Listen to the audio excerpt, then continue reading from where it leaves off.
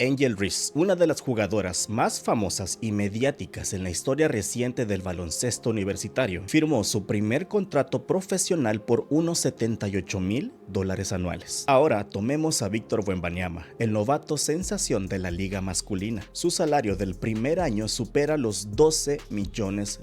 Si hacemos la matemática, Wembanyama gana en una sola semana 3 veces más de lo que Reese ganará toda una temporada. Imagina por un momento ser una de las mejores del mundo en tu profesión, atraer cámaras, vender mercancía y llenar asientos solo para descubrir que tu salario de todo un año no es más que el equivalente a los días de enfermedad de un colega masculino que apenas está empezando. La reacción visceral es gritar que es una injusticia. La respuesta predecible de un ejecutivo es decir que así funciona el mercado. Pero ambas respuestas son demasiado simples. La verdadera pregunta no es si la diferencia es justa, porque claramente no lo es. La pregunta de fondo, la que de verdad importa es, ¿esta brecha financiera grotesca es una consecuencia inevitable de la oferta y la demanda o es el resultado calculado de un sistema que fue diseñado desde su concepción para que un lado fuera un imperio y el otro simplemente sobreviviera? Para entender la diferencia en el dinero, primero hay que entender la diferencia en el tiempo. La Asociación Nacional de Baloncesto, la NBA, fue fundada en 1946. Creció junto a la explosión de la televisión. Se cimentó como un pilar de la cultura popular con leyendas como Magic Johnson, Larry Bird y Michael Jordan, y se convirtió en una potencia global antes de que la mayoría de nosotros tuviéramos internet en nuestras casas. La WNBA, en cambio, nació en 1996, cuando la NBA era un imperio multimillonario de 50 años. Era una recién nacida buscando un lugar en un panorama mediático ya completamente saturado. Ese medio siglo de ventaja no es solo una anécdota, es la base de toda estructura financiera. Y los números que nacen de esa ventaja son francamente brutales. En un año, la NBA como negocio genera alrededor de $10,000 millones.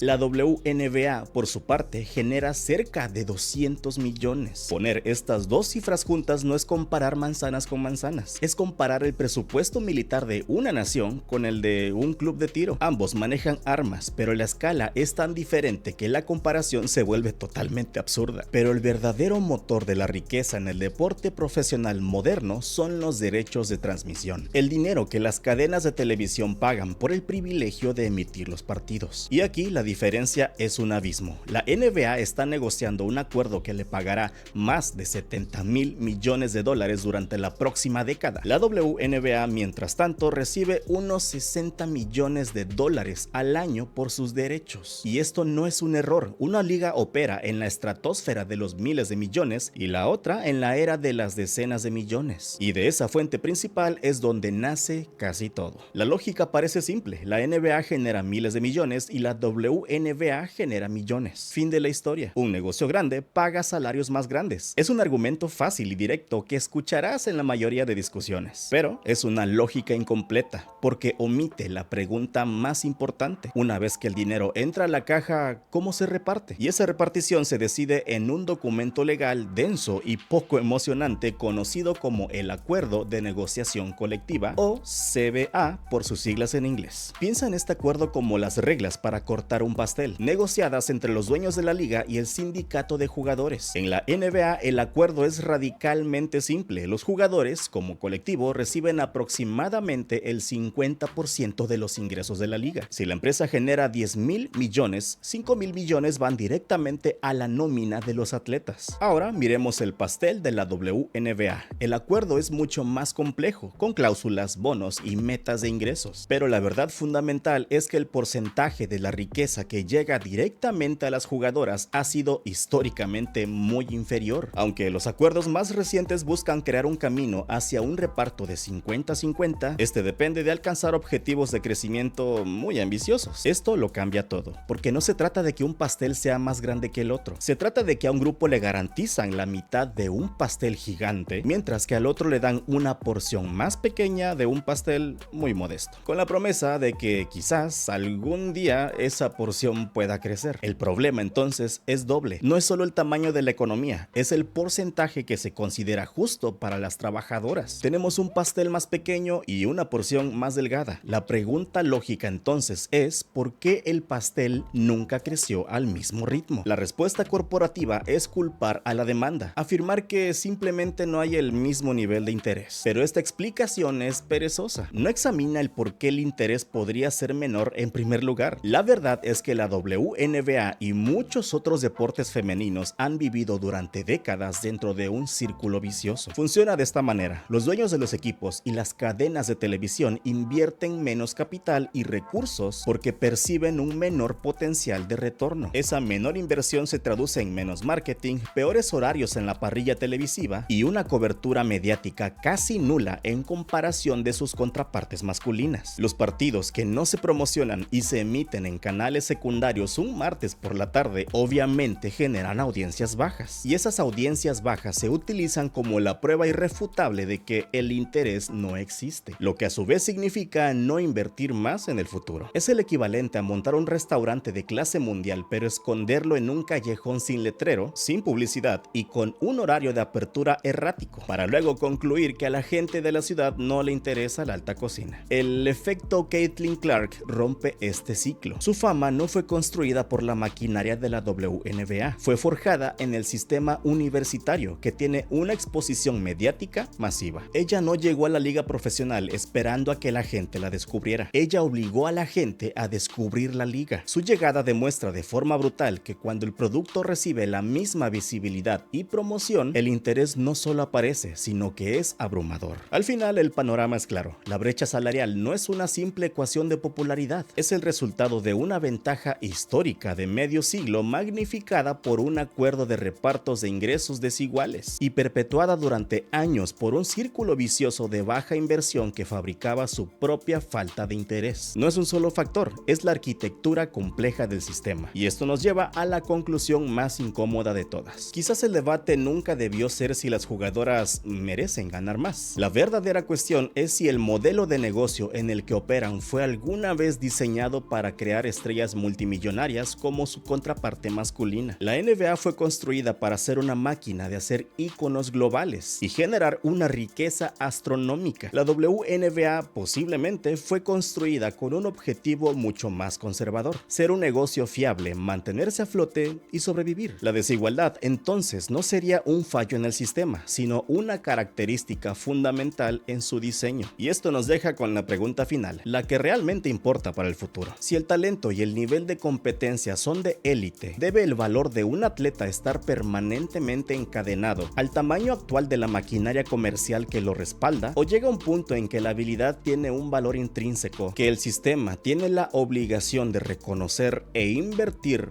para nivelar?